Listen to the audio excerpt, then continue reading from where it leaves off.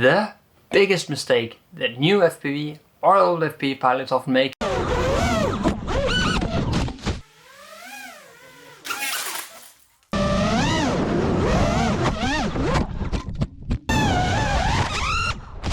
Let's talk about the biggest mistakes FPV pilot makes that keeps them from progressing. Getting into FPV can be very expensive.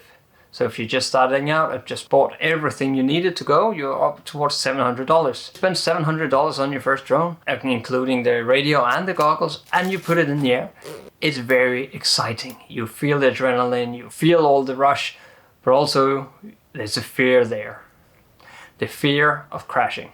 The fear of $300 tumbling to the ground, crashing or into a tree or into concrete or anything that's just broken and you can no longer fly. The fear, that is what's really holding you back from progressing a lot of the times. When you look at YouTube pilots, these amazing pilots out there who are so great, and they just make super great videos in bandos, parks and in forest areas as well, and it just looks so amazing, and you think to yourself, how do they do that?